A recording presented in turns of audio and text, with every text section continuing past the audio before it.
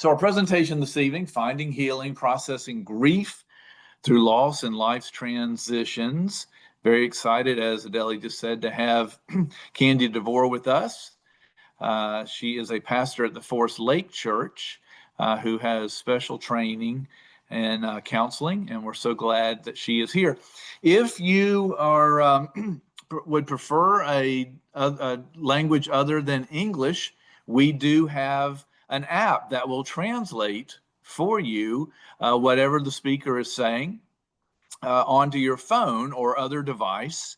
And so, but we need to turn that on. It's kind of an expensive app, and we don't want to turn it on unless there are those that would like to use it. So if you would type in the chat box that you would like to use the translation app, then Adele can turn that on. So we're looking for anybody that would want. We're happy to use it if you need it, but if we don't need it, we'll save it for another time. Excuse me.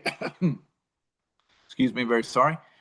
This is the team in Florida, but we've got other conferences with us tonight, and very excited to have them. This is our team in Tennessee. Georgia, Tennessee, Georgia Cumberland, and Nicole Toledo is the director and leader there. And then, of course, we've got our folks, our friends up in New Jersey Conference that are joining us, Carlos and Rachel. And then we've got our Kentucky, Tennessee folks, that's Silka and Karina.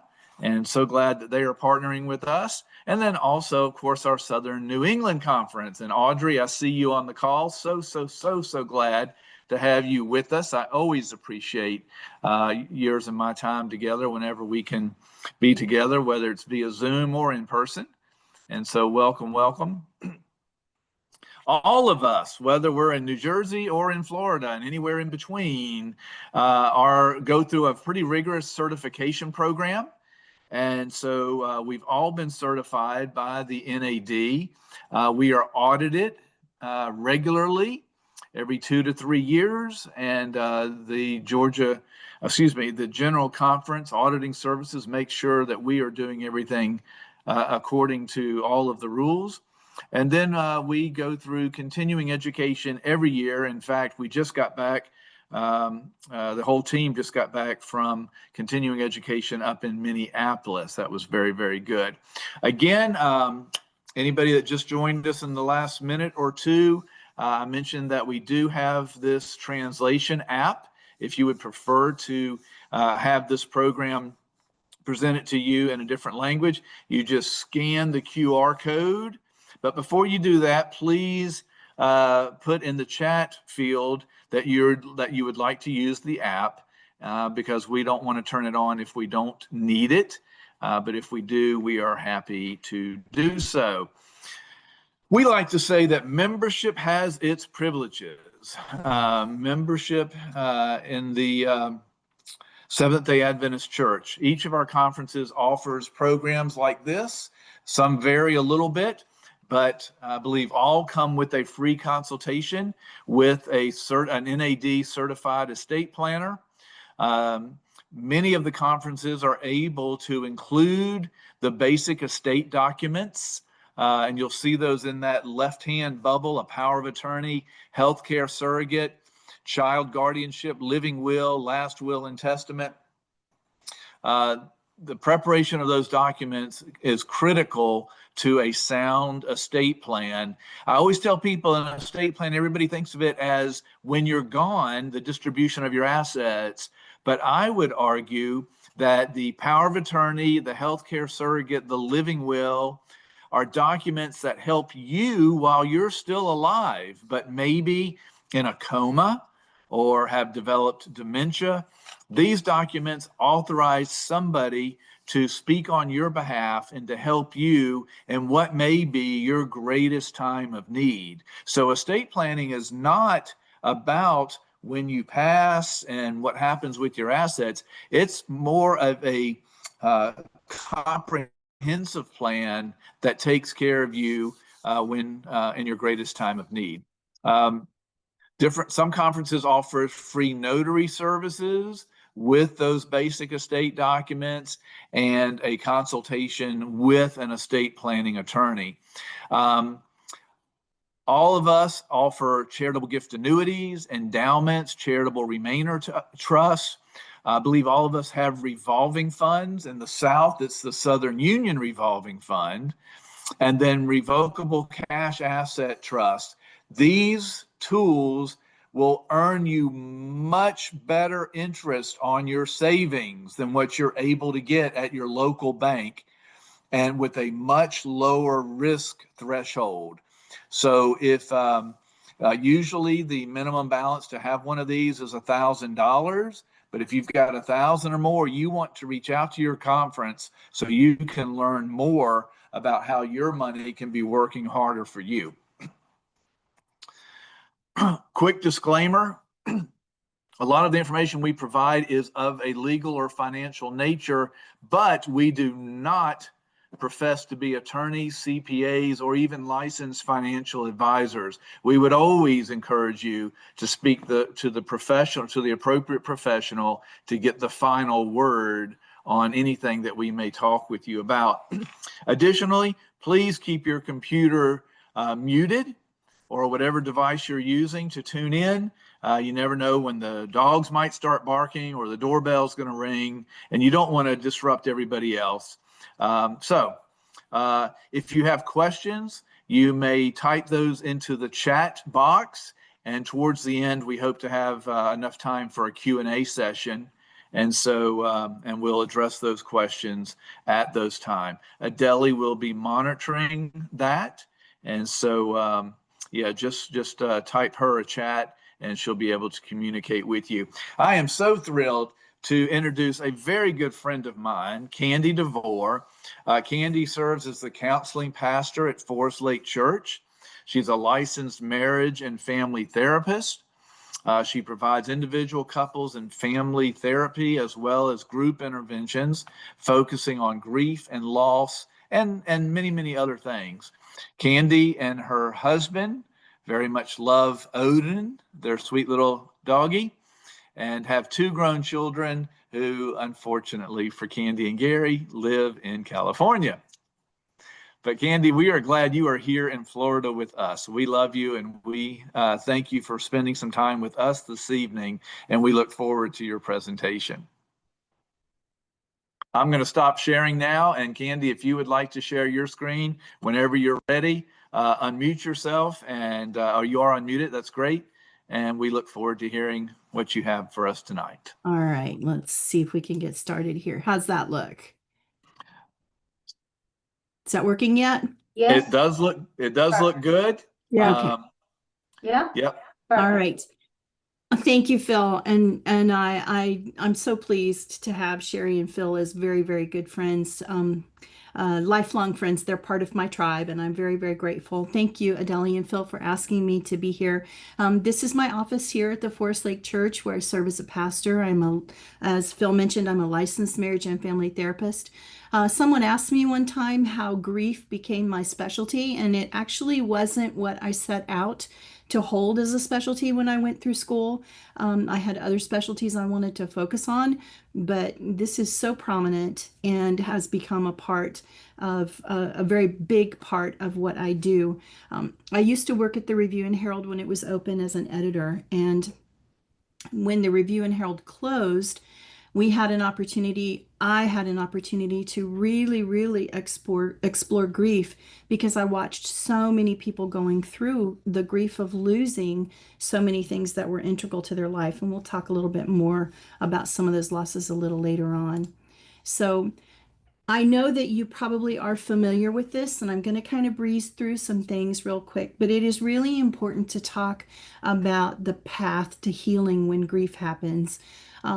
When Elizabeth Kubler-Ross came up with these, she called them stages. Later in her life, she admitted that that's not actually an accurate description, because it implies that you go through denial and you're done, anger and you're done, bargaining and you're done, depression and you're done, and then you move on to acceptance. Meaning was added as a stage later on by a gentleman whose last name is Kessler, but it fits perfectly with this. These are actually more waves or phases that we go through, and anything can trigger it, and we can process denial and be out of denial, out of anger, and something can happen, and suddenly we're right back in there. And this leads a lot of people to really question whether or not they're processing grief in a healthy way because they don't understand why these things might resurge or happen again. So I just wanted to mention those paths to you, those things that happen, those phases and waves that hit us. I'm curious to know, and Adele, you can let me know, is everyone here to learn about grief from the perspective of helping other people go through it? Or are there people here who are here to learn how to process their own grief? Both. Both? Okay. All right. So I would like to give everybody permission to put a question in the chat at any point. I don't mind being interrupted. I'm happy to deal with that. So Adele, if you just let me know if anyone has a question, I'm more than happy to stop and answer it. Okay. Thank you. All right. Jesus encountered grief, and it's to me really, really important that we discuss this because one of the things that I realized when the Review and Herald was closing, and so many of the employees there were grieving so deeply, was there was this strong sense of guilt because if they were right with God, if they trusted God, if they had faith in God, they shouldn't be feeling anything negative where grief was concerned. They almost took it as a lack of faith. And so I want to spend a minute reading Matthew 26. This is the New Living Translation, and I have to move this little window. Let me see if I can move it here. Okay. Then Jesus went with them to the olive grove called Gethsemane, and he said, "Sit here while I go over there to pray." He took Peter and Zebedee's two sons, James and John, and he became anguished and distressed. He told them, "My soul is crushed with grief to the point of death. Stay here and keep watch with me." He went on a little farther and bowed with his face to the ground, praying, "My Father, if it is possible, let this cup of suffering be taken away from me. Yet I want your will to be done, not mine." Then he returned to the disciples and found them asleep. He said to Peter, "Couldn't you watch with me even 1 hour? Keep watch and pray so that you will not give in to temptation, for the spirit is willing, but the body is weak." Then Jesus left them a second time and prayed, "My Father, if this cup cannot be taken away unless I drink it, your will be done." When he returned to them again, he found them sleeping, for they couldn't keep their eyes open. So he went to pray a third time, saying the same things again. And then he came to the disciples and said, "Go ahead and sleep, have your rest. But look, the time has come. The Son of Man is betrayed into the hands of sinners." So let me see if I can get everybody back up here. I think it's important to focus on this for just a minute because it is so clear to me that in the Garden of Gethsemane, Jesus himself went through all of those phases of grief. And to me, this is important because it normalizes the fact that we grieve, and it is not necessarily a lack of faith or an indication that we do not have a relationship, because I don't think any of us would say that Jesus did not have a relationship with God at this point in his life. So I want to narrow it down just a little bit. The denial and bargaining that happened, that could be in verses 39 and 42, when Jesus says, "My Father, if it is possible, may this be taken from me." There's that element of bargaining there, that element of, I don't want to go through this. The depression, it says it very clearly. He became anguished and distressed. He says, "My soul is crushed with grief to the point of death." That is an element of depression. That is a sign of depression. Now, anger is a little bit more nebulous because we don't like to think of Jesus as being angry, but the wording suggests there that angst, that frustration, that hope that they would stay awake with him. "Couldn't you watch with me even 1 hour?" And if you don't want to accept that as anger, then scripture tells us and makes it very clear that Jesus' display of great sorrow was because he could feel how terrible the wrath of God was against sin. So there is that element of anger involved in the Garden of Gethsemane. Acceptance, not my will, but yours. And then the meaning, The meaning is found in John 3:16 and 17. For this is how God loved the world. He gave his only Son so that everyone who believes in him should not perish but have eternal life. God sent his Son into the world not to judge the world, but to save the world through him. I don't know if that strikes you all that way, but to me, it validates the fact that as humans, we are going to experience grief, and often in the way that has been described by Elizabeth Kubler-Ross, often in that denial and that anger and that depression, because these are losses that we weren't meant to experience. God did not create us to do this, but in our human form, we have to go through this to get to the other side where we have processed it and are able to function on the other side. I hope that makes sense. If it doesn't, please give me some feedback. One of the things that is important for us to understand is all of the different ways that we grieve, because I've heard people say, well, nobody died, as if that's the only thing that we would grieve is the loss of someone. So here are some things that we grieve. We do grieve loss due to death, and it can be a person that we know well. It can be someone that we don't know well at all. I know so many people in my generation grieved the death of Princess Diana. I never knew Princess Diana, but we were also sorrowful when she died. So we can grieve someone that we know well, someone that we don't know well, someone that is an authority figure that we admire. We can grieve the loss of a pet due to death. It can be just as devastating because they're part of the family. We can grieve the loss of what we consider to be the ideal marriage. That means we can grieve divorce, we can grieve infidelity, we can grieve a separation from someone that we love or are married to. So all of those are things that we can very, very intimately grieve. Obviously, the loss of a child, and that can be the loss of a child that is born and alive. That can be the loss of the hope of a child. That can be a loss through miscarriage, stillbirth. All of these are equal amounts of grief and shouldn't be parceled out as, oh, well, it was just a miscarriage. You never held the baby. So, you shouldn't grieve that so deeply. We can suffer the loss of grandchildren. I don't have any grandchildren. There's a reason I don't have any grandchildren, and it's not necessarily choice. And people will come up to me and they'll say, "Oh, do you have any grandkids?" And I'll say no. And well, don't your kids want to have any grandchildren? Don't you wish you had grandchildren? So we can grieve as parents for these things that we'll never have, that are how we imagined our life would go and what we imagined it to be. A gender queer person, and this is someone in the LGBTQ plus community, they can grieve their own identity. We can grieve when a person in our family comes out as identifying as a genderqueer person. These are things that are real grief. And part of that is for both parties, the parents and the child.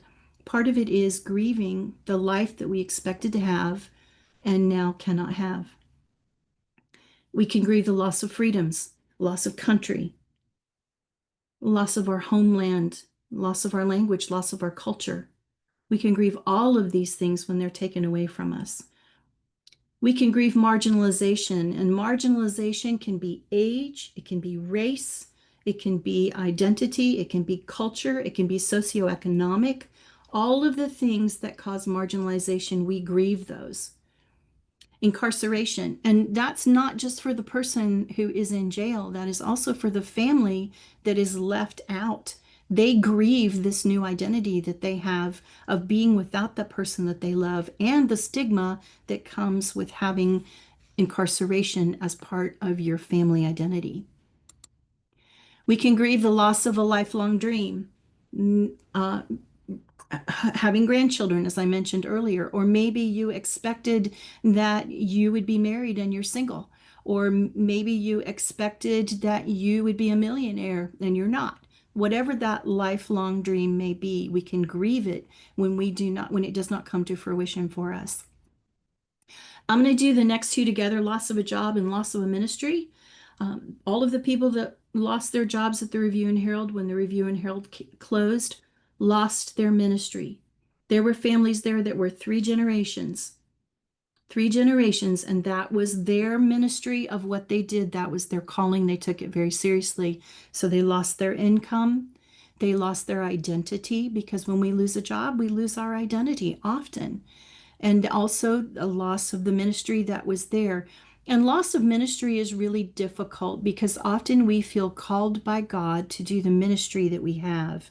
And when that is taken away from us, then we question, okay, did I miss something in what God called me to do? Or did I misunderstand?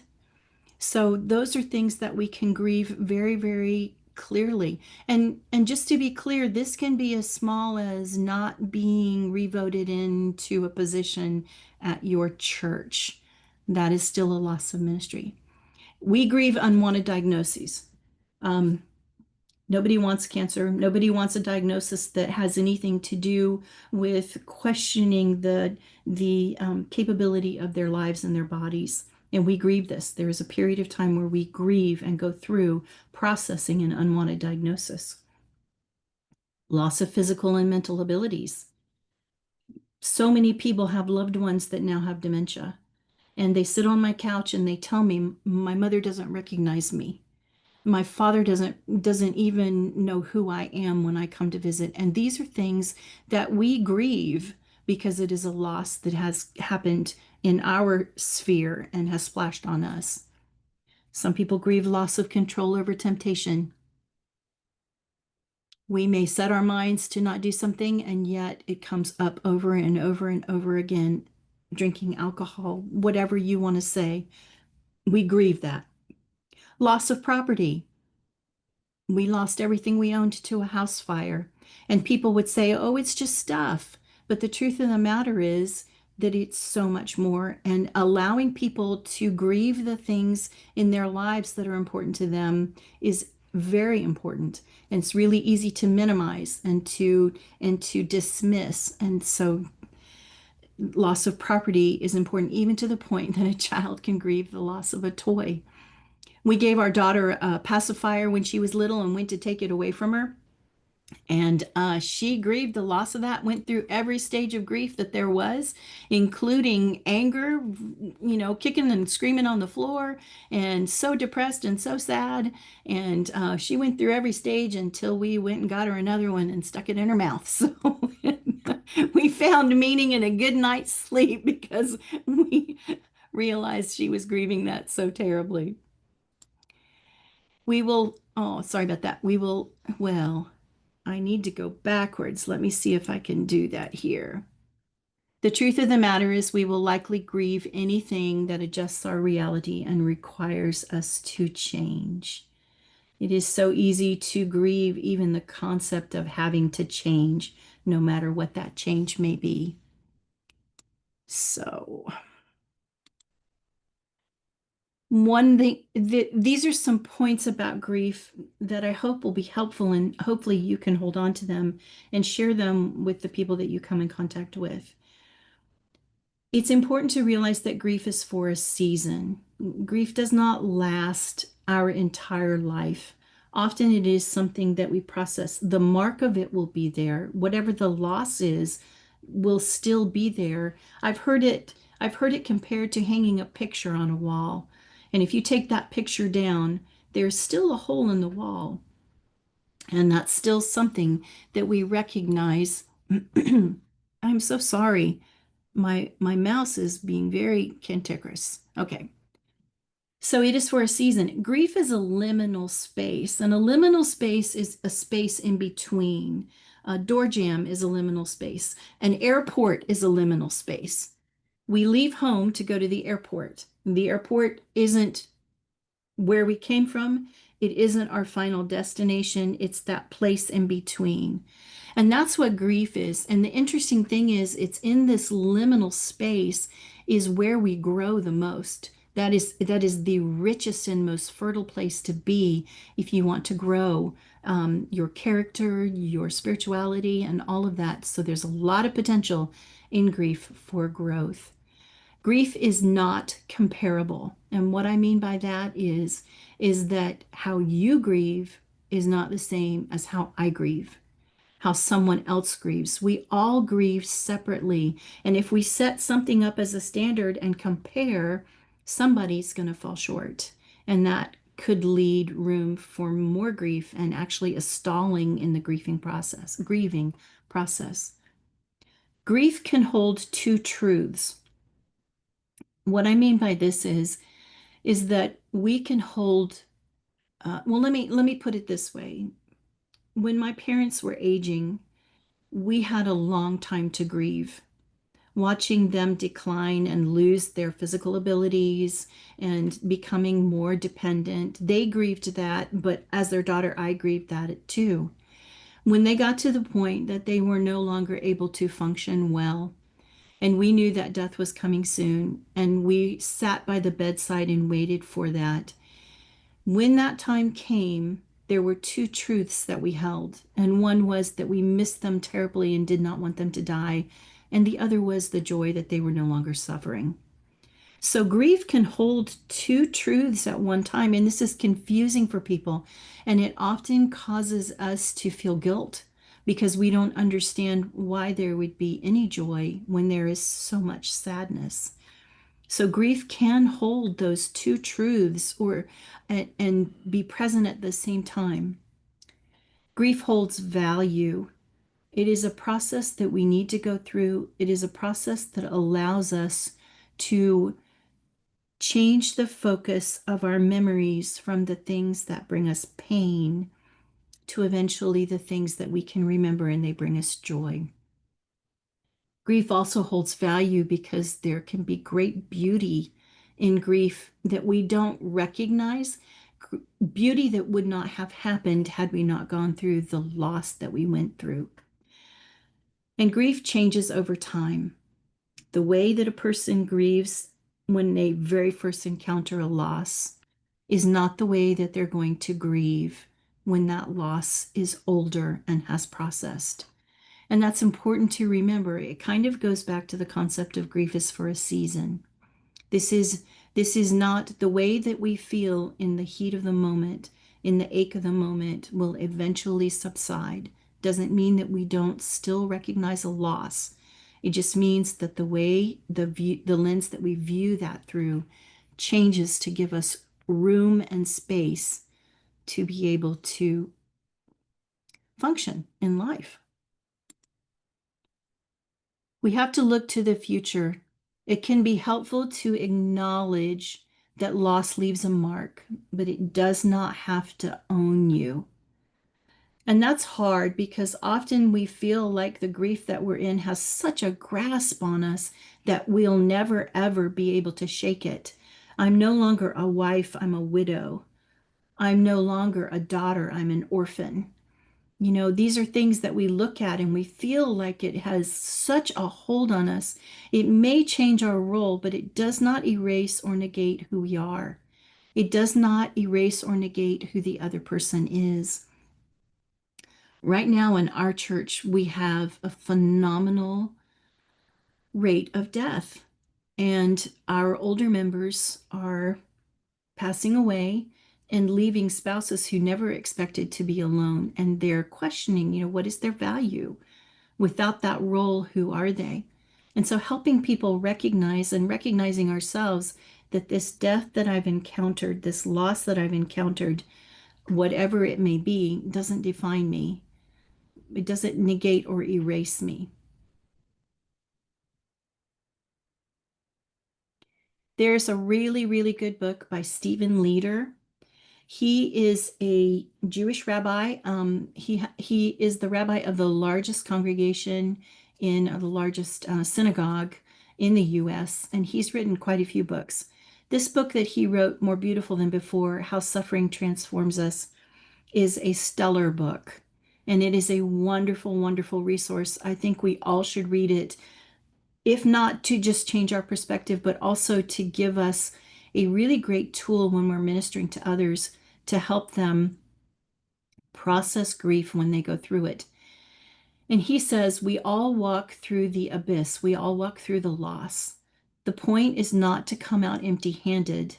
The point is to make your life worthy of your suffering.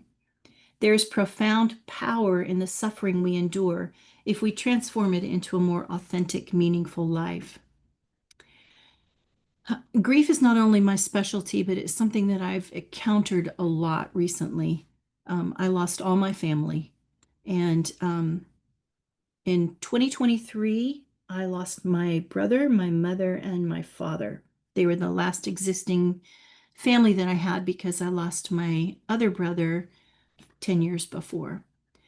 And so we were faced with a tremendous amount of grief all at one time.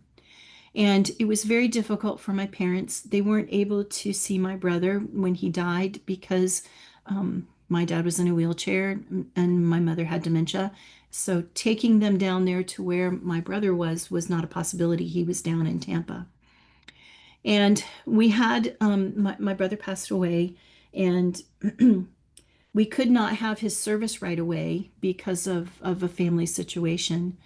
But when we did, enough time had passed, we let all the family know. I have my mother's side of the family, my father's side of the family, and then I have an extended family who are friends that my parents had in high school at Fletcher Academy, and they stayed friends for all their lives. We grew up, in fact, we were all 12 and 13 before we realized that we weren't biological cousins. We thought we were because that's how our parents raised us. So when we had my brother's memorial service, we decided, because my parents weren't easy to transport, that we would invite everyone back to the house to have a lunch, a meal after the service. And I was standing on the back porch, and I'm sitting there so intensely grieving, not only for my own loss of my brother, but watching my parents grieve the loss of another son. And I was looking out over the back porch, and I thought, every family member I have, every cousin I have, every aunt and uncle that I have in all three families that I hold dear, they were all in our backyard. They were all there enjoying that meal together. They had all come to support my parents and to mourn the loss of my brother. And I thought, this has never, ever happened before in our lives. For me, that was the beauty that came out of the tragic loss of my brother. That was the thing that was more beautiful, that would not have happened had we not gone through a loss. So this is what we're talking about when we say find meaning and find value in the things that we grieve, is recognizing and setting your intention to recognize those things in your life that wouldn't be there if you hadn't gone through the loss you went through. Managing grief is something that takes time. It takes support. And here are some ways that I encourage people when they come to me to manage their grief. The first one is to keep contact with family and friends, because we have a tendency, when there is a loss in our family, when we are encountering really major grief, we have a tendency to pull away. And if you watch, that will happen the first month after the loss of someone, or a fire, or they lose their job, or whatever traumatic event happens. The first month, everybody's at the ready. And after that, it tapers off and people are left alone. So I encourage the people that come to me who are struggling with grief and looking for a way to manage this intense, overwhelming grief, to keep in touch with their family and friends, to make a point to reach out to them. And I encourage people to reach out to those who are going through a situation of great loss. The second thing is to join a group. Always I ask, do you go to church? Not to measure their spirituality, but to find out, are they connected? Are they connected to someone? The group can be a book club, an exercise troop, a pickleball group. It can be a Sabbath school class. It can be church. It can be a social group that's held at church. These are things that bring connectivity to people so that they're not suffering on their own. And the more social times that they have, the more opportunities they have to look for those in between times where grief is not present or pressing. Grief Share is a wonderful, wonderful program. If your church doesn't have it, I encourage you to look to find a way to have one. It's not expensive. You go to griefshare.org, you can put your zip code in. It'll tell you every organization within a 50-mile radius that offers a grief share program, and every Adventist church should be in there. We should be in there so that we offer this to the community. So joining a grief share group is a really important thing because the people that are grieving, when we are in our grief of whatever loss it may be, we need to be networking with people that have gone through or are in the same place because they speak the same language. They have the same understandings. And the nice thing about it is that you go there as a newbie and you may be further along than someone else in the group, or there may be people there that are further along in their grief journey. So it gives you an opportunity to all talk together and to share and to say, this is what worked for me, and this is what I recommend, or this is the grief that I'm feeling. One of the hardest and most difficult losses to deal with where death is concerned is death by suicide. And that requires a special kind of support, and it is a special kind of grief. And so being able to be with people who share the same experiences or similar experiences gives you an opportunity to be a support and to be supported. And of course, as a therapist, I definitely recommend that people who are grieving, whether it's a grief they are managing well or whether it's a grief they feel they are not managing well, to seek time with a counselor or a therapist or a pastor, someone who has a little more experience and can offer more resources. That can be extremely beneficial. As I mentioned before, one of the things about grief as we go along through this grief process, through these different waves, is that we tend to notice the times that the grief pain is present, and we tend to ignore the times that it's not. But noticing the in between times with grief is really, really important. Hey, I cried 5 times today, but yesterday I cried 6. Or I haven't I I haven't cried about that in 2 hours. I was driving past the home. We had to put my parents in a home because their care, since they were both alive and died very close together in time, um, we had to put them in a facility where we could get added support. And the other day, literally the other day, and my parents died in 2023. The other day I got home and I told my husband, I said, I drove past the Brookdale sign today and I didn't even look at it. And I didn't realize it until I got home. Because every day I drive past the Brookdale sign and I look at it and it pangs my heart and it hurts. And I have a mental picture of my parents being there. So for me, that was a huge in between time. That was a huge recognition of a time that grief was not present. And that was so encouraging to me because it was a commendation to me, an acknowledgement that yes, this grief is processing and is not completely dominating my life. So noticing those in between times is very, very important and can be very encouraging. And the last one is to look for those things to be thankful for. Gratitude and fear, gratitude and sadness cannot exist in the same space. If we are seeking to be grateful and thankful for whatever that may be, even if it is just, hey, I actually had 30 minutes where I didn't cry today, or I only used one box of tissues instead of two, or I went out and I had a really good time with my friends, and the whole time that I was there, I laughed for the first time.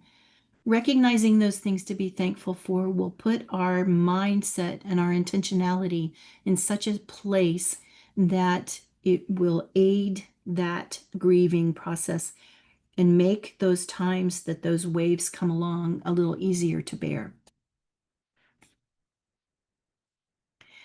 So I want to share something with you, but I want to finish this slideshow and then we'll come back to that if that's okay. We are having a loss of a spouse event for those people that are here local on September the 6th. This is one of the Grief Share programs, and it is specific to people who have lost a spouse. This is one of the programs that I recommend. I wanted you to see the ad and I wanted you to understand the process in case this is something in your churches or that you can recommend to your churches or encourage them to do. This is a 1.5 to 2 hour seminar. It happens as many times as you want to do it. We do it once a year. And it offers people who have lost a spouse the time to come together. It's very difficult to get them to come. So what we do is we encourage our church members to bring someone. Do you have a friend that has lost a spouse? Come sit with them, come be with them while they do this. And it opens the door for them to network with other people and gives that joining in opportunity. So I want to show you, I'm going to stop sharing this for just a minute because I want to show you a grief box. This is the grief box. Grief is one of those things that, like I said, we go through to a certain point and we think, oh, I have mastered this. This is not going to dominate my life. And then we'll smell something or we'll watch something on TV or someone will make a joke and we'll think, oh, I need to call my mom and tell her about this, or oh, I need to call my friend, and then we'll realize our friend is gone. And our grief gets triggered and we feel like we're in the throes of it again. It's like a box that has a red trigger. That's the little trigger down there at the bottom. When we first experience a loss, the ball of grief in our box with this trigger is very big. And it doesn't take hardly anything at all to jiggle that box, and that grief will hit that trigger, hit that button, and we're in the throes of grief and we're overwhelmed with what we're experiencing. As time goes by, you can see here the ball gets smaller, but still something can happen that shakes that box hard enough that the ball will ping pong and hit that trigger. As time goes by, it gets smaller and smaller and smaller, but the ball never leaves the box, which means at any point we can be shaken so hard that it will trigger that grief again. It's important to recognize this because that sets us up to be prepared should that happen. We can go, oh yeah, what shook my box? Oh, it's the birthday, it's the anniversary. And then we'll realize, oh, well, we've processed our grief very well. The times in between have gotten bigger and bigger and bigger, but yet here we are, and something has triggered it, but I'm going to be okay because this doesn't negate all the work that I've done processing the grief that I've gone through. It just means that I need to look at what shook my box and see, oh, okay, I get it. I understand now. I can deal with this. So, Phil, you said I had a couple more minutes. I've got about 9 more minutes, but I would really, really like to put this into question time if that's okay with you. Absolutely, absolutely. And Adele, if there are questions that you have, that's wonderful. If not, we can open the floor up. And I know you've muted everybody, but it's easy to unmute if you have a question. But before we open the floor, Adele, has anybody sent something that you would like to bring up? I only have Pastor Elias. I think he made a comment, and it is grief not comparable. Please address oh yes, it's the question. Please address dangers of some people who push guilty feelings to others who grieve, like a saying, we don't grieve like those who have no faith. Well, I'm trying to figure out how to answer that because it, it is very unfortunate when that happens, and it comes from a place of ignorance, and it comes from a place of prejudice. And I think recognizing that, how you educate other people to do that is very difficult. Modeling that behavior is an important thing. Modeling the acceptance of allowing people to grieve the way they grieve. You hear it all the time. She sat at the funeral and she didn't cry one tear. She's not cried one tear. Well, there are people that are not able to express their grief that way. We don't know what they're doing. We don't know what they're thinking when they're on their own, or they're in a state of shock and they need the time to process that so that they can express it. When we add on to that the guilt of someone not having a spiritual walk or it not being a spiritual thing, then it's a whole new grief. And that would be, to me, grieving the Holy Spirit, because we are not allowing that person to grow in the way that they grow. And again, coming back to modeling that proper way. We say things all the time to people when they're grieving and we don't mean it. It's harmless, somebody loses a baby and to a miscarriage, and someone will say, well, it must have been sick and you wouldn't have wanted it anyway. Or they lose a child and people say, well, you've got two more, or you're young, you can try again. These are things that people say, and it comes from a place of ignorance. It comes from a place of discomfort, of not knowing what to say. And so saying something just to fill the space. And that space doesn't need to be filled. Silence fills the space of helping someone grieve very, very well. So to answer your question, I don't know that danger is the word that I would use, but I would say it certainly would alienate. And in all things, we want to be disciples of Jesus' love, not a person that alienates. So showing love to the person that makes that comment and showing to the love to the person that might be grieving differently is a very important thing to do. And it's something that is within our control. Does that answer your question? Pastor Elias. Yeah. Good. Wonderful. Okay. I think Dr. Pierre had a question. Yes, he raised his hand. Go ahead, Dr. Pierre.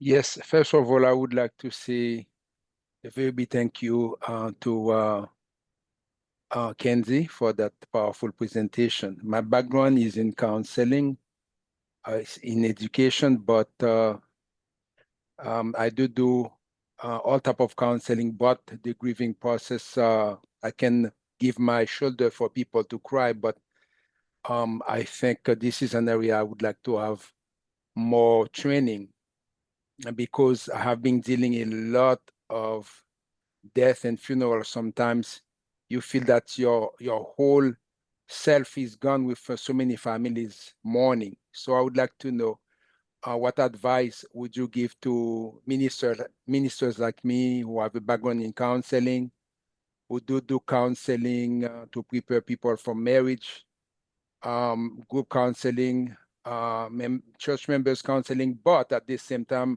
you want to know how to best deal with people from the congregation who are really dealing with death in the family. This is my question. Thank you. So I'm hearing you say that you're wondering what advice to give in regards to helping people go through that grief process? Know how to be trained or be prepared, Oh. because my background is counseling.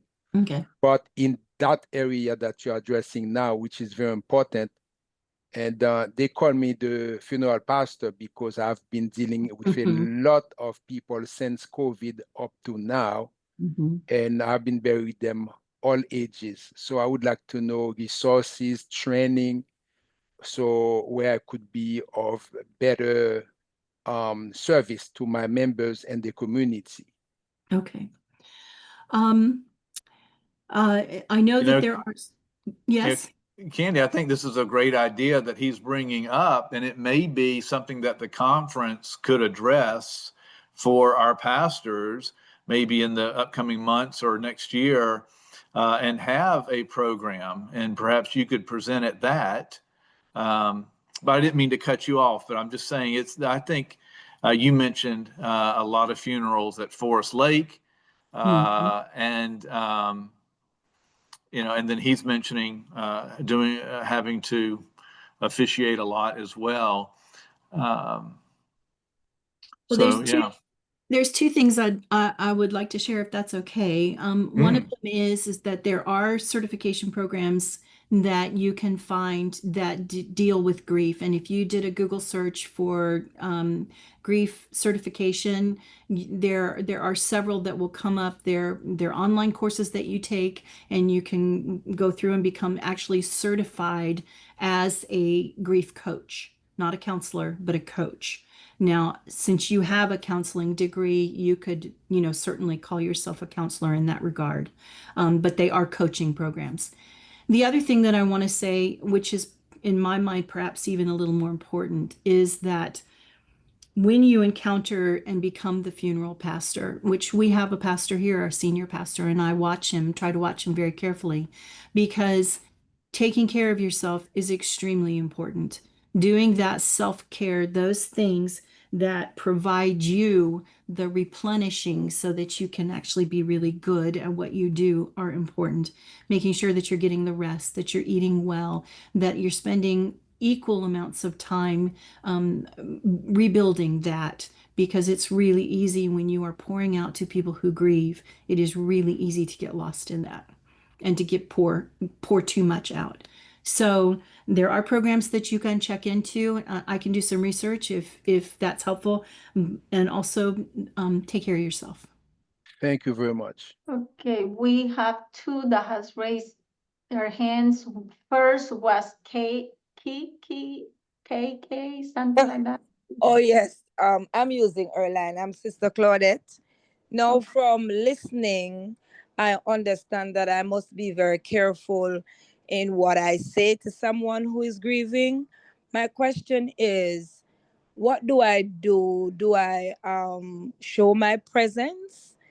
Do I purchase something? Because I might just say the wrong things, which was intended to be good. Mm-hmm. What are the other ways that I can show that I do care? Very good question. That is a very good question. And I did not intend to make anyone feel that they have to, I don't want you to be fearful to come to people. When people are grieving, they don't want it fixed.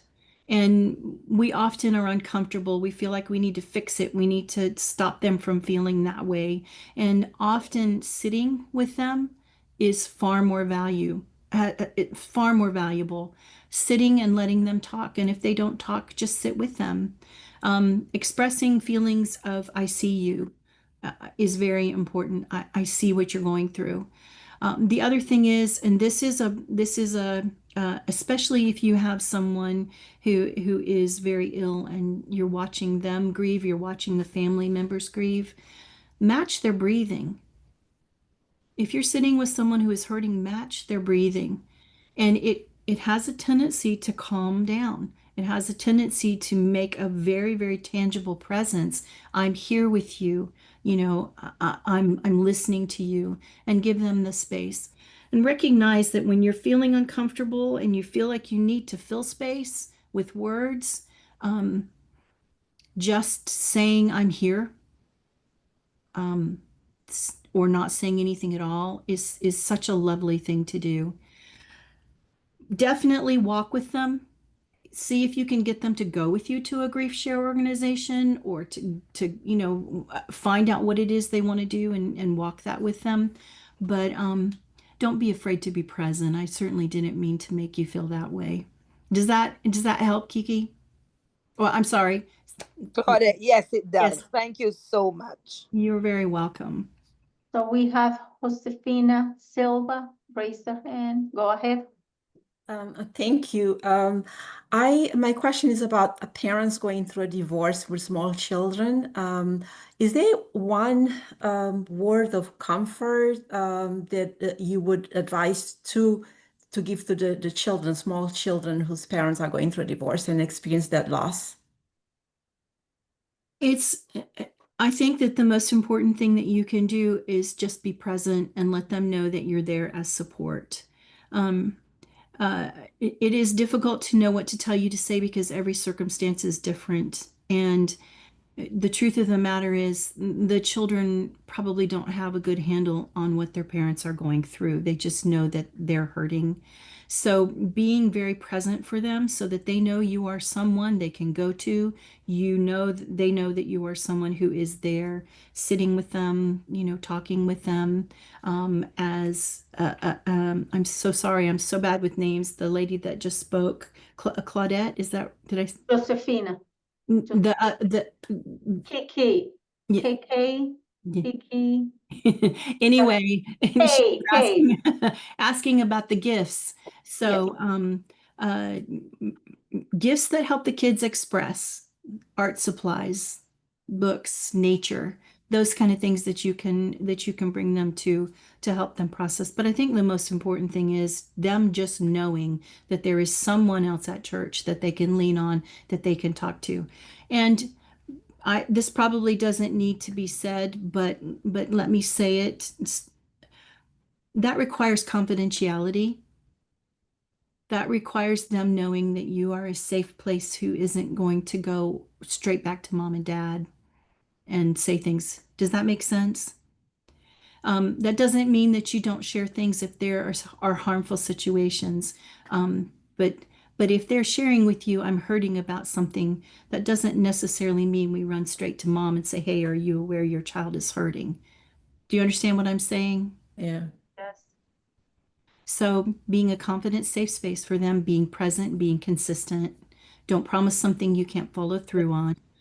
Don't say I'm always here for you, and then when that's not possible.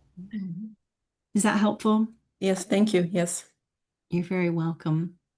Okay, so I think we do not have no more questions. Nobody else has raised their hand.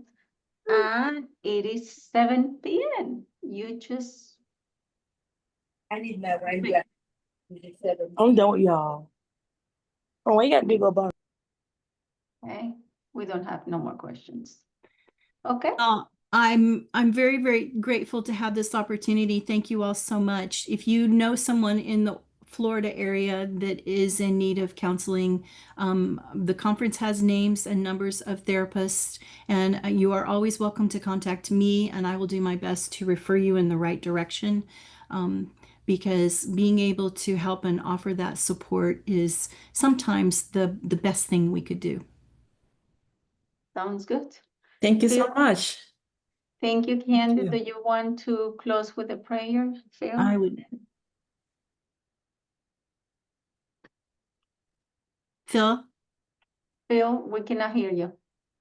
Yep, sorry about that. I muted myself. No, Candy, amazing job. Amazing, amazing, amazing. I am so glad that we recorded this. The pastor a moment ago was asking for resources. I think this can be a resource for him to direct members to, and because this video will be on our website for future viewing. I'm sorry, Pastor. Can you tell us which website? Yes, thank you for asking. So if you go to the floridaconference.com and then go to ministries, and then our ministry is development and plan giving. And Okay. towards the top, you'll see a YouTube button, and you can click on YouTube. And then you'll see a couple of different categories. I think it's shorts and then videos. We have the information at the end, the last page. It has the details, Phil. Thank you. Thank you, Adeli. Okay, I'll get to that. Folks, we have another webinar on October 28th. It's on ownership issues, especially as it pertains to estate planning. I'm very excited about that one because that really is critical to estate planning. If you want to hear the webinar again, go to our YouTube page and we're going to show you where that is right there. You can use that QR code or take a picture of this, and you can, with your phone, and you can refer to it again. That'll be fine. Give you just another couple of seconds to snap a shot of that or write down, make a note of it. You can always email Adele. Adele is so amazingly available and helpful. Her heart and passion really is here for the Lord's work. And if you most likely got an email from her about this program, you can always email her back. Our other conferences, we're so thankful for the partnership that we have with the other conferences. And this is their contact information. So if you're in Southern New England or New Jersey or in Tennessee or Kentucky or Georgia or Tennessee, you can reach your Plan Giving and Trust Services folks there, and they would love to help you. And I think that is it, Adele. Candy, would you now close us out with a word of prayer? I would love to. Heavenly Father, I just want to thank you so much for every person that is here, for the many people that they represent, the trickle-down effect of the ministry that they do. Such an important work, Father, and I've benefited from it myself, and I thank you personally, and I thank you for every single effort to minister. Father, please bless us with a clear understanding and an acknowledgement and an observation to know how to help those that are hurting around us. Thank you for giving us experiences in life so that we can understand what others are going through. Please bless us with open hearts. Bless us with the desire to share your love, your character with others. And thank you again for every person that is represented in this group. In your name we pray. Amen. Amen.